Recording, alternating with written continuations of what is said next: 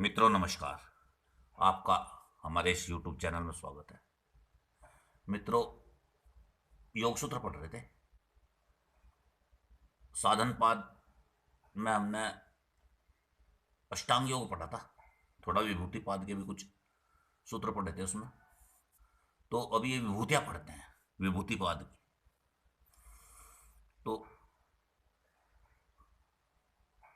इसको जो विभूतियों को जो पढ़ेंगे इस तरीके से पढ़ेंगे। समष्टि जगत विषयक संयम जनित विभूतियां, व्यष्टि शरीर विषयक संयम जनित विभूतियां, ग्राह्य विषयक संयम जनित विभूतियां, ग्रहण विषयक संयम जनित विभूतियां और ग्रहित विषयक संयम जनित विभूतियां। इन 5 उसमें पढ़ेंगे जिससे कि ये सही तरीके से याद भी रहेंगी। विभूतियों में से भी 3-4 क्वेश्चन आवश्यक ही हैं। तो सबसे पहले समष्टि विषयक संयम जनित विभूतियां पढ़ते हैं। 16वें सूत्र से शुरू हुई है। तीसरे अध्याय के 16वां सूत्र है। परिणाम त्रय संयमात अतीत अनागत ज्ञानम। मतलब परिणाम त्रय में संयम करने से, परिणाम त्रय में संयम करने से क्या होगा? अतीत अनागत ज्ञान, भूत और भविष्य का ज्ञान हो जाएगा। भूत का और भविष्य का ज्ञान हो जाएगा। अतीत अनागत ज्ञान। परिणाम त्रय 3 परिणाम बताए उन्होंने, निरोध परिणाम और समाधि परिणाम और एकाग्रता परिणाम।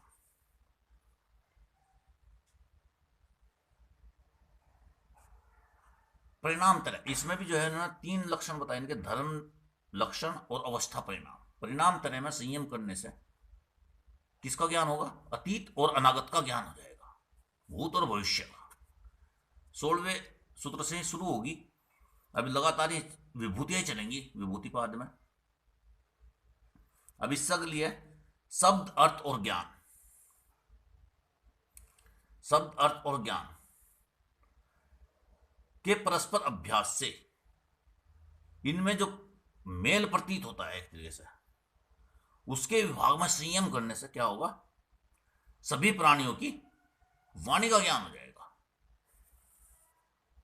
सभी प्राणियों की वाणी का ज्ञान। शब्द और अर्थ और ज्ञान में संयम करने से क्या होगा? सभी प्राणियों की वाणी का ज्ञान हो जाएगा। जो 17वां सूत्र है उसमें बता दी। अब इससे अगली जो है संस्कार साक्षात करणात् पूर्व जाति ज्ञानम। जो संस्कार में संयम करने से, संस्कार में संयम करने से किसका हो जाएगा? पूर्व जन्म का ज्ञान हो जाएगा। पूर्व जाति ज्ञानम, पूर्व जन्म का ज्ञान।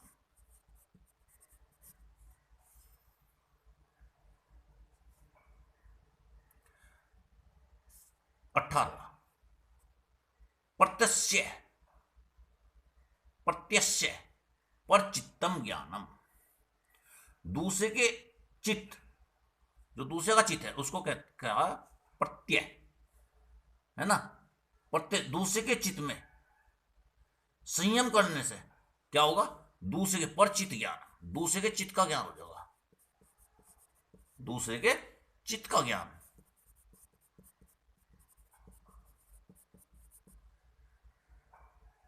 इसी तरीके से 19वें सूत्र में प्रत्यस्य पर चित्त ज्ञानम। दूसरे के चित्त में संयम करने से दूसरे के चित्त का ज्ञान हो जाएगा। 21वां सूत्र है काया रूप संयमात। जो काय रूप में, काया रूप में संयम करने से क्या हो जाएगा? काया कहते हैं शरीर। काय रूप में संयम करने से क्या हो जाएगा? अंतर ध्यानम। योगी में अंतर ध्यान होने की शक्ति आ जाएगी। अंतर ध्यान, अंतर ध्यान होने की मतलब एक तरीके से अदृश्य होने की शक्ति आ जाएगी। अब इससे लिए सोपक्रम निरुपक्रम सोपक्रम और निरुपक्रम में संयम करने से क्या होगा? सोपक्रम में और निरुपक्रम में संयम करने से योगी को मृत्यु का ज्ञान हो जाता है। 22वां सूत्र है, योगी को मृत्यु का ज्ञान हो जाता है। सोपक्रम क्या है? जिनके फल आरंभ हो चुके, मतलब मैं कर्म है सोपक्रम जिनका फल, जिन्होंने फल देना आरंभ कर दिया, है ना। मैं फल मैं है ये जो अपना फल देने में लगे हुए हैं, मैं कर्म है। और निरूप कर्म जिनके फलों का भोग भी आरंभ नहीं हुआ, जिनके फलों का भोग भी आरंभ नहीं हुआ, वह निरूप कर्म। और जिन जिन जो फल दे रहे हैं अपना, जिन्होंने अपना फल देना आरंभ कर दिया, वह है सोपक्रम। सोपक्रम और निरूप कर्म, इनमें संयम करने से क्या होगा? योगी को मृत्यु का ज्ञान हो जाता है। 22वां सूत्र। अब इससे अगली मैत्रियादिषु बलानि। जो मैत्री आदि में संयम करने से क्या होगा? मैत्री आदि बल की प्राप्ति होगी। किसकी? मैत्री आदि बल की। मैत्री आदि बल की प्राप्ति होगी मैत्री आदि में संयम करने से, है ना।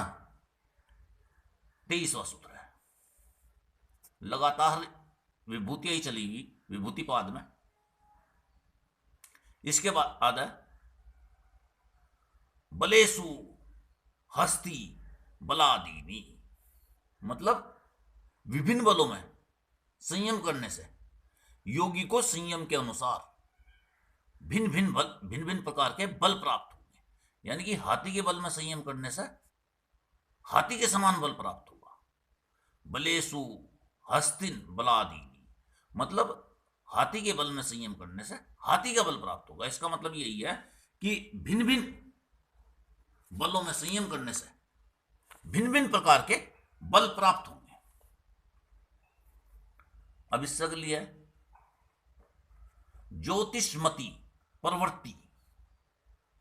ज्योतिषमती प्रवृत्ति का प्रकाश डालने से, ज्योतिषमती प्रवृत्ति का प्रकाश डालने से अत्यंत सूक्ष्म, छिपी हुई और दूर देश स्थित वस्तु का ज्ञान हो जाता है। जो बहुत छोटी है, अत्यंत सूक्ष्म, छिपी हुई है और बहुत दूर स्थित है, दूर देश स्थित है, उन वस्तुओं का ज्ञान किससे हो जाता है? ज्योतिषमती प्रवृत्ति का प्रकाश डालने से। ये इन्होंने 25वां सूत्र बता दिया। 24वां सूत्र ये था, 25वां सूत्र ये बता दिया। ज्योतिषमती प्रवृत्ति के का प्रकाश डालने से क्या होगा? दूर देश छिपी हुई वस्तु, छोटी वस्तु, है ना, और छिपी हुई वस्तु और दूर देश में स्थित वस्तु, इनका ज्ञान हो जाएगा। इससे अगली भुवन ज्ञानम सूर्य संयमात। तो जो सूर्य में संयम करने से क्या होगा? भुवनों का ज्ञान हो जाएगा। भुवन कहता है एक तरीके से लोक, है ना, समस्त लोकों का ज्ञान हो जाएगा, समस्त लोकों का।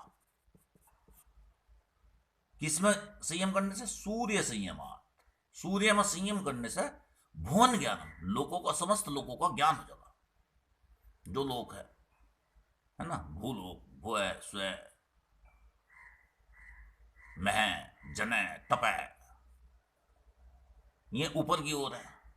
अतल, उतल, सुतल, ये सब नीचे की ओर है, ये लोक। भुवन ज्ञानम सूर्य संयमा। अब इसके बाद है 11वीं, जो इसमें ही है, समष्टि जगत विषयक में चंद्रे तारा व्यू ज्ञानम। जो चंद्रमा में संयम करने है, चंद्रमा में संयम करने पर क्या होगा? तारों के व्यू का ज्ञान हो जाएगा। तारों के व्यू का ज्ञान, व्यू या तारों की स्थिति का ज्ञान, एक तरीके से जो उनकी स्थिति विशेष है, स्थिति का ज्ञान, है ना। और जो इससे अगली है ध्रुवे तदगति ज्ञान। ध्रुव तारे में जो है संयम करने से क्या होगा? तारों की गति का ज्ञान हो जाएगा, तारों की गति का। ध्रुव तारे में संयम करने से क्या होगा? तारों की गति का ज्ञान होगा। चंद्रमा में संयम करने से तारों की स्थिति का ज्ञान होगा। व्यू का, जो उनकी तारों की स्थिति है उसका ज्ञान होगा चंद्रमा में संयम करने से। और ध्रुव तारे में संयम करने से क्या होगा? तारों की गति का ज्ञान होगा। संयम का अर्थ यहां महर्षि पतंजलि ने उसी से लगाया, धारणा, ध्यान, समाधि। ये तीनों जहां इकट्ठे होते हैं वो संयम है। तो ये जो सब विभूतियां हैं, इनमें जो संयम आ रहा, तो उसका मतलब यही है कि जहां धारणा, ध्यान और समाधि तीनों इकट्ठी हो रही, वो संयम है। तो ये समष्टि जगत विभूतियां थी, ये थी 12 समष्टि जगत विभूतियां हैं। इसमें ध्रुव तारे में संयम करने पर तारों की गति का ज्ञान हो जाएगा। यहां तक इसमें आई है 12 विभूतियां। और सूत्र आगे इसमें 28, 16 से शुरू होकर 28वें सूत्र तक ये समष्टि जगत विभूतियां। अब इसके बाद आ जाएगी व्यष्टि जगत। व्यष्टि जो शरीर है ना, व्यष्टि शरीर विषयक संयम जनित विभूतियां। तो सबसे पहली है इसमें नाभि चक्रे काया व्यू ज्ञान। जो नाभि चक्र है, नाभि चक्र में संयम करने से क्या होगा? शरीर के व्यू का ज्ञान हो जाएगा। शरीर के व्यू का ज्ञान, शरीर की स्थिति का ज्ञान हो जाएगा, है ना। जिस प्रकार का शरीर के रस, धातु तथा नाड़ी आदि का ज्ञान हो जाएगा। जो कह में संयम करने पर नाभि चक्रे, नाभि में संयम करने पर, नाभि चक्र जो है उसमें संयम करने पर क्या होगा? काया व्यू ज्ञान, शरीर के जो है व्यू का ज्ञान हो जाएगा। जो शरीर की स्थिति है उसका ज्ञान हो जाएगा। कंठकूपे क्षुति पिपासा निवृत्ति। जो कंठकूप है, जहां पर जालंधर बन लगता है एक तरीके से, कंठकूप में संयम करने से क्या होगा? क्षुति पिपासा, भूख और प्यास से जो है निवृत्ति मिल जाएगी। भूख प्यास से क्या होगा? निवृत्ति मिल जाएगी। ये 30वां सूत्र, 28वें उधर तक पढ़ लिया था, 29, 30। ये व्यष्टि शरीर है ना, जो शरीर में संयम करने के लिए बताया। कूर्मनाड्यम स्थैर्यम। कूर्म नाड़ी जो होती है वो छाती में होती है, कछुए के आकार की। तो कूर्म नाड्यम स्थैर्यम, यदि कूर्मा नाड़ी में संयम किया जाएगा तो क्या आएगा? स्थैर्य आएगा। स्थैर्य मतलब शरीर की गतिशीलता जो है, स्थिरता प्राप्त होती है। स्थिरता होती है इससे शरीर की। कूर्म नाड़ी में संयम करने से क्या होता है? स्थैर्य, स्थिरता प्राप्त होती है। मूर्ध ज्योतिष सिद्ध दर्शनम, 32वां सूत्र आ गया। मूर्ध ज्योतिष सिद्ध दर्शनम। मूर्ध ज्योति जो है, जो कपाल है, जहां पर सहस्त्रार चक्र है, कपाल में एक छिद्र है, तो छिद्र में ऐसा बताया गया कि वहां पे एक ज्योति है। जो कपाल छिद्र है, कपाल रंध्र जिसको बोलते हैं, वो जो है वहां पे एक ज्योति है, उसको कहा मूर्ध ज्योति। तो मूर्ध ज्योति में संयम करने पर क्या होगा? सिद्ध पुरुष, सिद्ध दर्शन, सिद्ध पुरुष के दर्शन हो गए। मूर्ध ज्योति में संयम करने पर सिद्ध पुरुष के दर्शन हो जाते हैं। ऐसा महर्षि पतंजलि ने 32वें सूत्र में, 31वां चल रहा था, 32वें सूत्र में वर्णन कर दिया। इसके बाद जो है अगली जो विभूति है 33वें सूत्र में जो बताया, प्रतिभा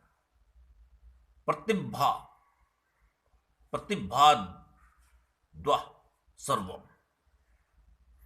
जो प्रतिभ ज्ञान है, जो उसमें संयम करने पर, प्रतिभ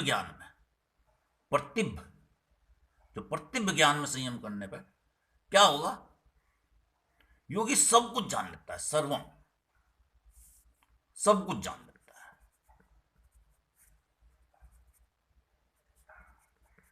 जान लेता है। योगी प्रतिब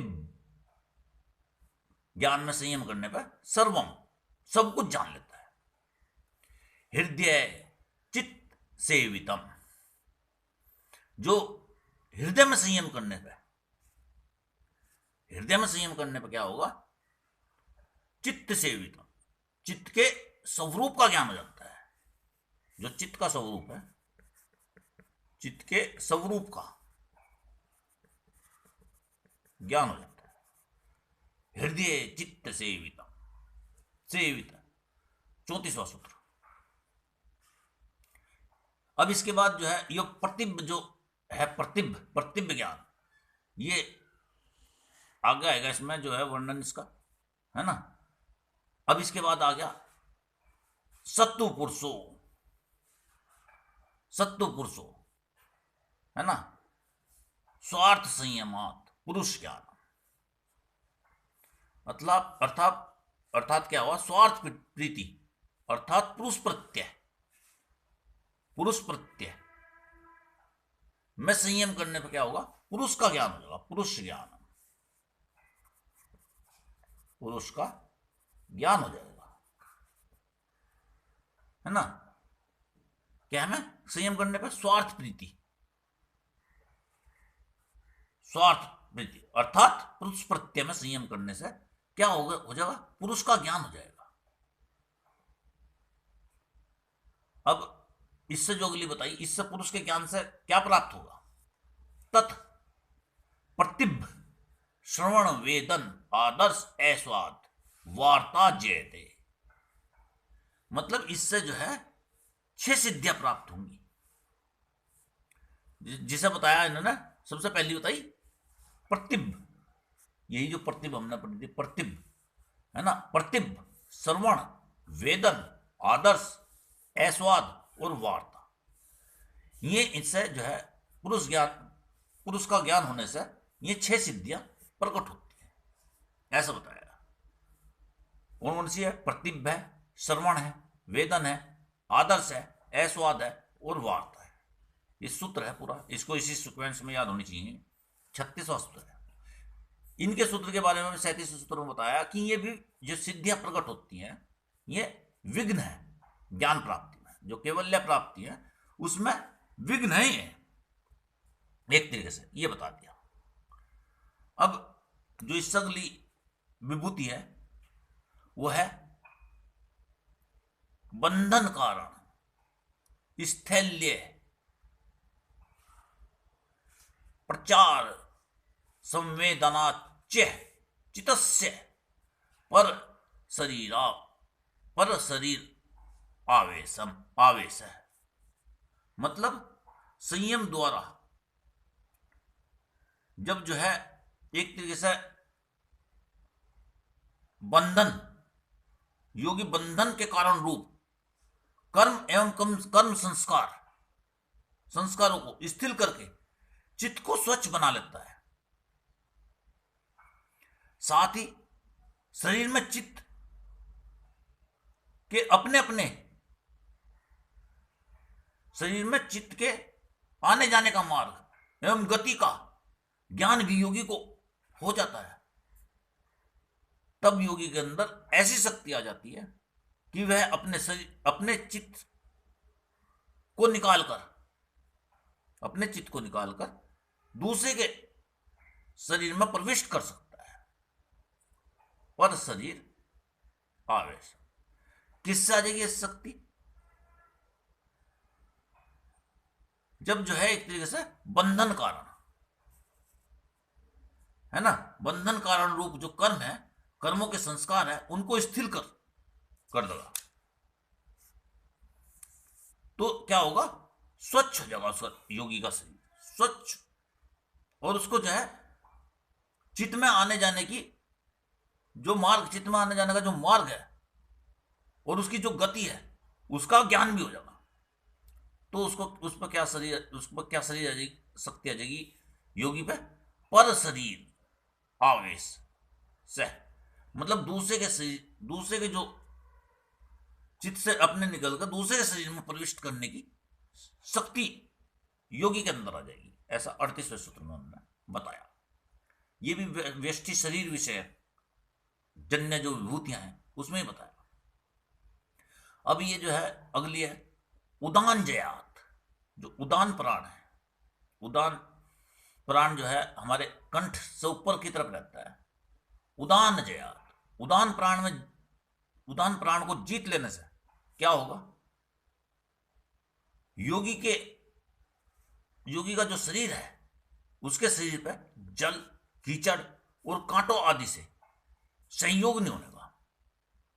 योगी के शरीर का जल, कीचड़ और कांटों आदि से संयोग नहीं होता है।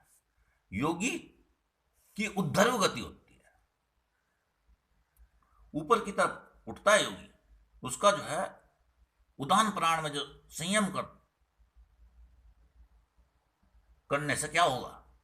योगी को जल, कीचड़ और कांटों आदि से उसका संयोग नहीं होगा। ऐसा 39वें जो सूत्र है उसमें बताया गया कि उदान प्राण जो है उसको जीत लेने से, उसमें संयम करने से योगी का जो है जल, कीचड़ और कांटों आदि से संयोग नहीं होता।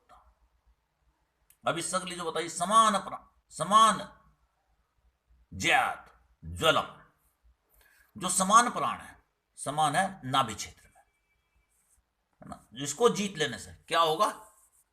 समान प्राण ज्वलम, इसको जीत लेने से शरीर जो है दीप्तिमान हो जाएगा एक तरह से। ज्वलम, दीप्तिमान, है ना। ये इसका 40वें सूत्र जो है उसमें बताया हुआ। अब और है इसमें कुछ शरीर विषय, उसमें 14 विभूतियां हैं ये जो व्यष्टि शरीर के लिए है। स्रोत आकाश, संबंध संयमात, दिव्य स्रोतम। स्रोत जो कान है उसके में, और आकाश, आकाश जो तत्व है, आकाश तत्व, स्रोत और आकाश में संयम करने से, इसके संबंध में संयमात, संयम करने से क्या होगा?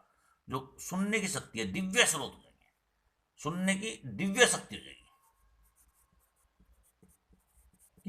दिव्य शक्ति, दिव्य शक्ति, है ना, मिलती है। किसमें संयम करने से?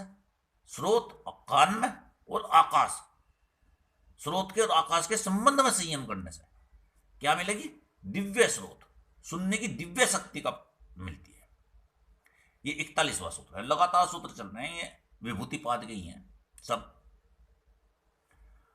काया आकाशो संबंध संयमात, जो काया है, शरीर है, और आकाश, आकाश तत्व है।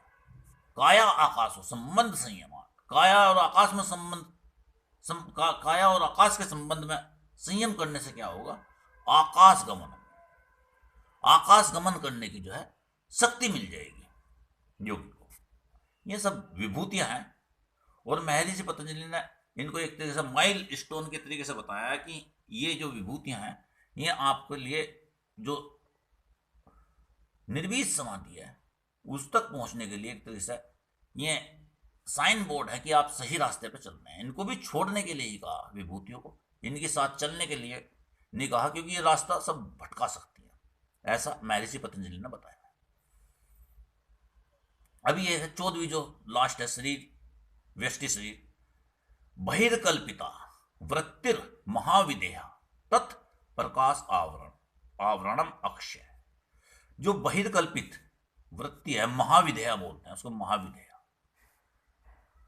बहिर्कल्पिता वृत्तिर महाविदेहा तत् प्रकाश आवरणम अक्षय। जो संयम द्वारा सिद्ध की हुई एक तरीके से महाविधेय वृत्ति है ना, उसमें संयम करने से क्या होगा? प्रकाश के आवरण का नाश हो जाएगा। प्रकाश आवरणम अक्षय, ये 43वां सूत्र है। और ये जो एक तरीके से 14 इसमें विभूतियां हैं, व्यष्टि शरीर विषयक संयम जनित विभूतियां, है ना। अब इसके बाद आ गई ग्राह्य विषयक संयम जनित विभूतियां। तो ग्राह्य विषयक संयम जनित विभूतियां जो हैं उसमें है ये 43वें सूत्र तक हमने यहां पढ़ा है। 44वें सूत्र में आगे सीधा क्या, स्थूल स्वरूप सूक्ष्म अनन्वय अर्थत्व संयमाद भूत जय। मतलब स्थूल स्वरूप सूक्ष्म अनन्वय और अर्थत्व है ना, ये जो पंचभूतों की 5 अवस्थाएं हैं, ये जो पंचभूत हैं आकाश वायु अग्नि जल और पृथ्वी, इनकी जो 5 अवस्थाएं हैं स्थूल स्वरूप सूक्ष्म अनन्वय और अर्थत्व, इनके जो है इनमें संयम करने से योगियों को क्या होगा, भूत जय, भूतों पे पंचभूतों पे विजय होगी, भूत विजय। अब इन जो भूत विजय होगी इनसे क्या प्राप्त होगा, 44वां सूत्र था, 45वें सूत्र में बताया है ना, ये 45वां सूत्र है, इसमें बताया कि इससे जो मिलेगा अनिमादि अष्टसिद्धियां मिलेगी, काया संपत्ति और इन भूतों के धर्मों में बाधा न होना, जो ये भूत हैं इनके धर्मों में बाधा न होना, ये 3 मिलेंगे 45वें सूत्र में बताते हैं। क्या, अनिमादि अष्टसिद्धियां नंबर 1, नंबर 2 काया संपत्ति और नंबर 3 इन भूतों के धर्मों में बाधा न होना। अब जो ये अनिमादि अष्टसिद्धियां ये हैं कौन कौन सी हैं, अनिमा लघिमा महिमा गरिमा प्राप्ति प्राक्य वैश्विक ईशसित है ना, ये जो है अनिमादि सिद्धियां प्राप्त होंगी। तो अनिमा किसको कहते हैं, अनिमा है छोटा होना अणु, लघिमा लघिमा मतलब हल्का होना, महिमा बड़ा होना, गरिमा भारी होना, प्राप्ति सब कुछ प्राप्त कर लेना, प्राक्य बिना रुकावट के इच्छा पूर्ण होना एक तरीके से है ना, वशिष्ठ वशिष्ठ है सब भौतिक पदार्थों को वश में कर लेना, और इशिष्ट इशिष्ट का मतलब है भौतिक पदार्थों की उत्पत्ति और नाश की शक्ति एक तरीके से आ जाना। तो ये अनिमा इस भूत जय में, भूत जैसे क्या होगा, ये अनिमा आदि सिद्धियां प्रकट होंगी, और क्या होगा, मिलेगा काया संपत्ति। काया संपत्ति क्या है, रूप लवण बल वज्र संवहन नित्वानी काया संपदा, मतलब रूप शरीर का अत्यंत सुंदर एवं मनोहर हो जाना, रूप संपदा। दूसरी लवण समस्त अंगों में तेज कांति आ जाना, ये लवण संपदा। और बल बल है बल की अधिकता हो जाना, बल संपदा है। और वज्र शरीर के प्रत्येक अंग का वज्र के समान दृढ़ हो जाना है ना, ये वज्र संवहना थी, ये संपदा है। इसके बाद ये काया संपदा बताती, 4 बताई इसमें, बल लवण रूप लवण बल वज्र संवहन, मतलब शरीर का सुंदर होना, तेज कांति होना एक तरीके से लवण, और बल की अधिकता होना, और किसके समान, वज्र के समान, वज्र के समान। ये इसमें जो है 46वें सूत्र में महर्षि पतंजलि ने काया संपत्ति के बारे में बताया। ग्राह्य विषय संयम जनित विभूतियां। अब इसके बाद सीधा ग्रहण विषय संयम जनित विभूतियां।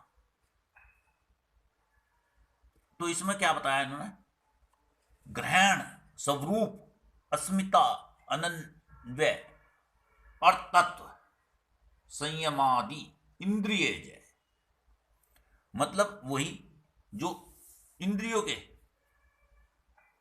एक तरीके से ग्रहण आदि रूप है उनमें संयम करने से, सबसे पहला ग्रहण है, ग्रहण स्वरूप अस्मिता अनन्वय और अर्थ, इनमें संयम करने से क्या होगा, इंद्रिय जय। इन पंचों में संयम करने से क्या होगा, इंद्रियों पर विजय प्राप्त होगी, इंद्रिय जय, इंद्रियों पर विजय विजय विजय प्राप्त होगी इंद्रियों पर। किसमें, ग्रहण स्वरूप अस्मिता, अनन्वय और अर्थतत्व, इनमें संयम करने से इंद्रिय विजय होगी। ये ग्रहण स्वरूप है। तो इससे भी जो है मिला। ग्रहण मतलब जो इंद्रियों की विषयमुखी वृत्ति, ग्रहण रूप है। स्वरूप जो समान रूप से इंद्रियों का प्रकाश तत्व है, जैसे नेत्र है ना, इस तरीके से। अस्मिता, अस्मिता वो यह इंद्रियों का सूक्ष्म रूप अहंकार, एक तरीके से। अनन्वय, अनन्वय में जो तीन गुण सत्व, रज और तम, अर्थात प्रकाश, क्रिया और स्थिति व्याप्त है, उनको जो है अनन्वय बताया। और अर्थतत्व, अर्थतत्व मतलब यही है इंद्रियों का जो प्रयोजन, पुरुष को भोग या अपवर्ग दिलाना है, वो अर्थतत्व है। पुरुष को भोग दिलाना या अपवर्ग दिलाना, ये इस तरीके से ये इनके 5 रूप है। इनमें संयम करने से क्या होगा, इंद्रियों का विजय मिलेगी। अब इससे जो है इन्होंने बताया फिर कि इससे जो है 3 तत्व, मनोजित, विकर्ण भाव, प्रधान जय, इससे जो है 3 सिद्धियां मिलेगी। कौन कौन सी? मनोजित्व, विकर्ण भाव और प्रधान जय। 48वें सूत्र में बता दिया। ये जो है 47वां सूत्र था। 48वें सूत्र में इससे जो है 3 सिद्धियां मिलेगी। कौन कौन सी है? मनोजित्व, मनोजित्व मतलब एक तरीके से मन के समान, मनोज मन के समान शरीर की गति हो जाना। विकर्ण भाव, विकर्ण भाव मतलब बिना शरीर के इंद्रियों में कार्य करने की शक्ति आ जाना, विकर्ण भाव। और प्रधान जय, प्रधान जय का मतलब है एक तरीके से प्रकृति के सभी विकारों पर अधिकार हो जाना। तो जो है ये मनोजित जो सिद्धि है, ये ग्रहण स्वरूप में भाव संयम करने से मिलेगी। और जो विकर्णी भाव है, विकर्णी भाव स्वरूप संयम, इसमें संयम करने से मिलेगी। और जो ये प्रधान जय है, ये इन तीनों में अस्मिता, अनन्वय और अर्थतत्व में संयम करने से ये प्रधान जय सिद्धि मिलेगी। इस तरीके से इसमें 48वें सूत्र में वर्णन है। कौन सी? ग्रहण विषयक संयम जनित विभूतियां। अब ये गृहित विषयक लास्ट ही रहेगी, बस ये इसको बना देते हैं इसमें। गृहित विषयक संयम जनित विभूतियां सत्व पुरुषा त्या खातिर मात्रस्य सर्वाधिष्ठात्रम सर्व ज्ञातम च। मतलब एक तरीके से ये है जो चित्त है, सत्व, बुद्धि और पुरुष का भेद जानने वाला योगी सभी भावों का मालिक और सर्वज्ञ हो जाता है, सर्वज्ञातम। ये 49वें सूत्र में। किसका? सत्व मतलब बुद्धि और पुरुष, इसका जो है भेद जानने वाला जो योगी है, वो सभी भावों का मालिक और सर्वज्ञ हो जाता है। 49वें सूत्र में ये वर्णन इसका जो बताया है ना। सत्व और बुद्धि और पुरुष, इसका वर्णन शुरू से ही पढ़ते हुए आ रहे है ना। ये दोनों चीज अलग अलग, इनमें जो है एक तरीके से संयम करने पर सर्वभाव का, सब चीज का ज्ञाता हो जाता है। अब इसके बाद जो बताया है इन्होंने, क्षण तत्कर्मो संयमा विवेक जन्य ज्ञान। जो क्षण है, क्षण मतलब पल, एक पल उसके बाद दूसरा पल, मतलब एक क्षण आएगा उसके बाद दूसरा क्षण आएगा। क्षण और उसके कर्म जो लगातार चलते रहेंगे, एक क्षण उसके बाद दूसरा क्षण उसके बाद तीसरा क्षण, उनके कर्म में संयम करने से क्या होगा? विवेक ज्ञान है ना, उससे जो है विवेकज ज्ञान, विवेकज ज्ञान प्राप्त होगा। अर्थात विवेक से उत्पन्न ज्ञान, विवेकज ज्ञान। क्षण तथा उसके कर्म में संयम करने पर क्या होगा? विवेकज ज्ञान उत्पन्न होगा। अब इसमें जो अगले है थोड़े से इसमें पढ़ लेते हैं।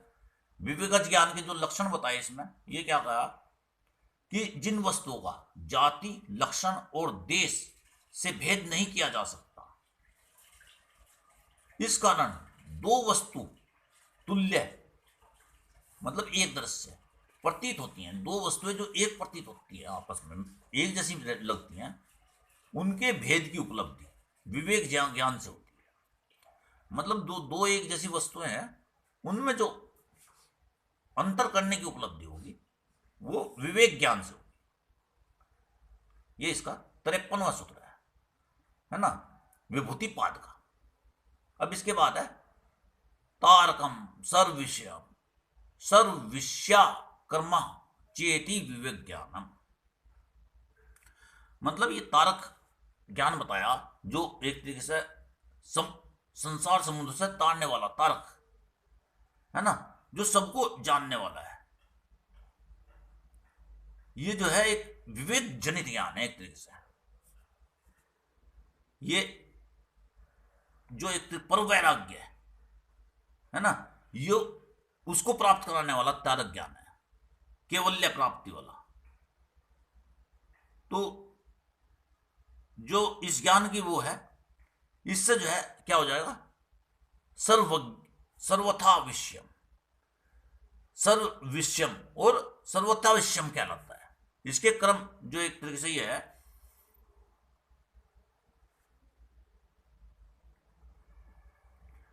ये तारक ज्ञान को एक तरीके से उद्धार करने वाला बताया हुआ है ना। इसके द्वारा जो है योगी समस्त वस्तुओं को सब प्रकार से जान लेता है। इसका मतलब इन्होंने ये बताया विवेक ज्ञान।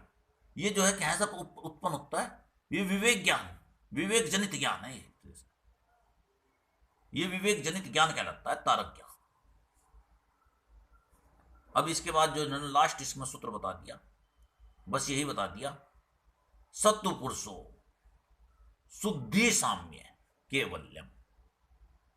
जो सत्व मतलब बुद्धि और पुरुष, इन दोनों का जो जब समान भाव, शुद्धि साम्य, जब समान भाव से शुद्धि हो जाती है, सत्व की, बुद्धि की और पुरुष की शुद्धि साम्य, जब समान भाव से शुद्धि हो जाती है, तो उसको क्या बता दिया उन्होंने, केवल्य।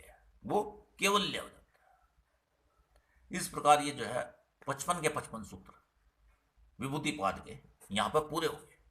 इसमें सब यही विभूतियां हैं, है ना। इनमें से जरूर 3-4 क्वेश्चन विभूतियों में से पूछे जाते हैं। धन्यवाद।